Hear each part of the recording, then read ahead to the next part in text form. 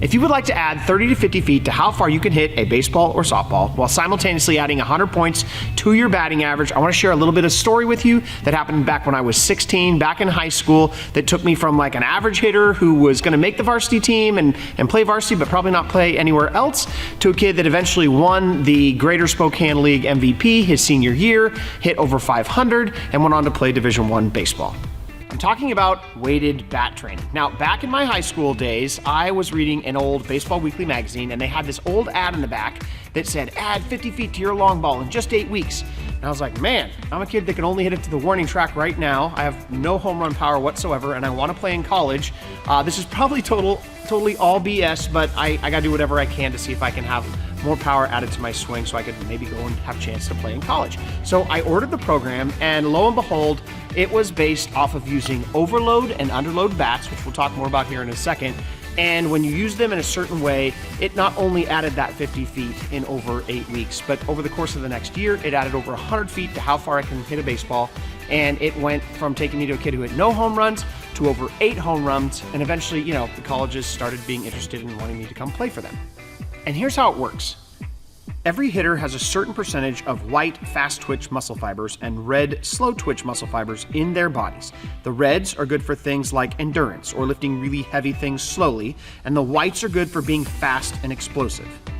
And what many people don't know is that you can basically convert more of your muscles' red, slow twitch fibers into white, fast twitch ones if you use an overload-underload training program, which is basically like plyometric training for your swing, where you take bats that are 20% lighter than your game bat and bats that are 20% heavier than your game bat and swing them at complete 100% maximum intent.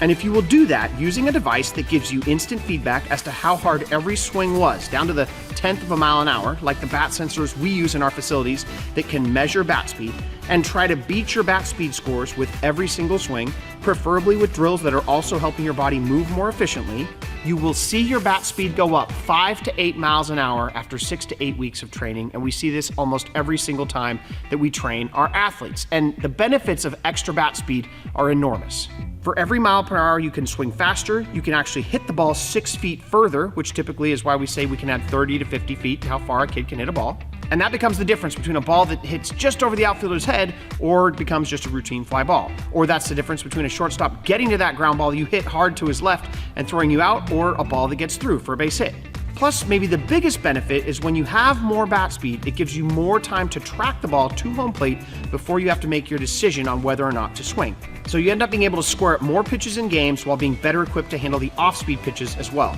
And when it comes time to facing the guys that throw really hard in your league, you now have the tools to actually be able to compete with those kids because you've got enough bat speed to catch up to that stuff. It's a total win-win, and here at our facilities we have all of those tracking tools for tracking the bat speed. We have the overload, the underload bats to actually go through and complete this training with, and the batted ball tracking software that actually is able to give hitters the training environment they need to actually see if they're hitting the ball further and harder in ways that'll help them get more hits in games.